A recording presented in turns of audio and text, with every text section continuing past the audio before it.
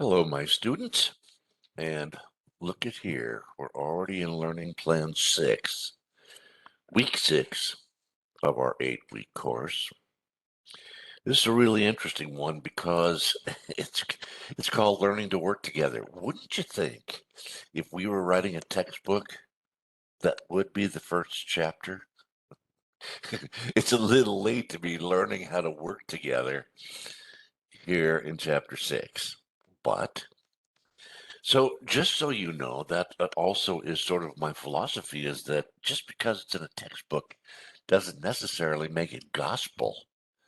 Um, and so here we are, Learning Plan 6, Chapter 6. The very first thing that we have to understand about group processes and team processes is the team cycle, and the team cycle is um, it's called uh, forming, storming, norming, and performing. Well, forming, you've already done that. Storming, you try to get your heads together on what it is that you're concerned about. You think about your mission statement. You think about your charter. You think about how you work together.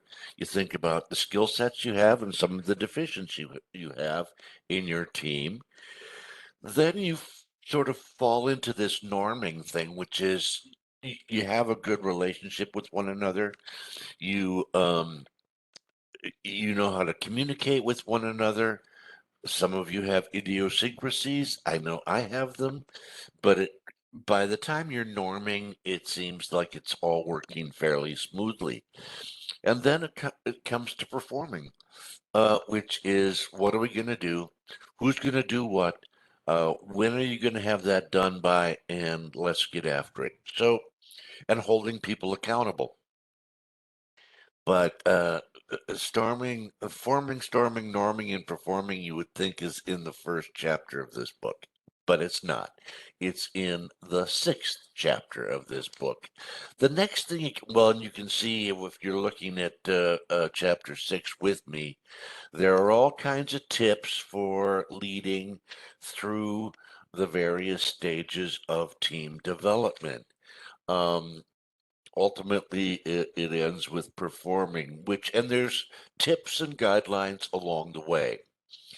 By the time we get to chapter 6, page 9, it is called Riding the Team Roller Coaster. And I think that's very appropriate because there are ups and downs, because there are setbacks, because somebody said that they were going to do something, and then the floorboards came out from under them, and they weren't able to do that in the time frame that they said.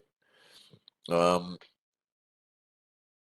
Ups and downs, ups and downs, ups and downs. And the sign of good leadership and good problem solving is that we actually take that time to watch these processes, ups and downs, and plan for them. Our goal, really, in team building problem solving is figure out a way to level out the ups and downs. Because we could sit and talk for an hour about, whoa, we got a real problem here. Is that going to get you anywhere? Is that going to advance your cause? Usually not. Might make you feel a little bit better, but not really. Okay. Then it gets into the recipes of successful teams, and successful teams do have a recipe. I like the way they're written here. Um, I like them very, very much. There's only a few of them, and then we get into um, well-defined decision procedures, which is ultimately your decision making. Um, we also get into establishing ground rules, which again ought to be in the first chapter, not in the sixth chapter, but it's not my textbook. I haven't written my textbook yet, but when I do, you can be aware that this chapter is going to be number 1. There's an awareness group processes, use of scientific approach. This is all pretty much what we have done over the last 6 weeks, and it shouldn't be a surprise to anybody at this point. Constructive feedback, that's all good.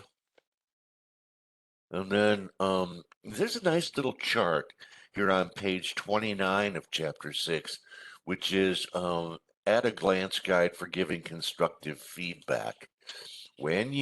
I feel, because I pause for discussion, I would like, because what do you think of, and that is, those are sort of those hints that allow other people to speak first. So that's all good. When you get to page 31 in chapter 6, it gets into a little bit of emotional intelligence. The emotional intelligence, or EQ, formula for being in a team or being in a conversation with somebody that it's not going very well is pause, breathe, and then choose your response. The difficulty for us humans is we often hear something and we get that instant electric shock that says, I don't like this. I don't like this person. I don't like where this is going. And you're already formulating your response, which may be, who said that? I think it was, I think it was, well, I can't remember. What he said was, um, the speech made in anger is the best speech you'll ever regret. And so I think that's true. Hold your fire, leave the guns in the holsters, pause, breathe, and choose your response. Choose carefully. All right. That's chapter 6 in a nutshell. I think it's a good chapter, but here we go. I'm glad I was able to give you the overview, and we'll talk soon.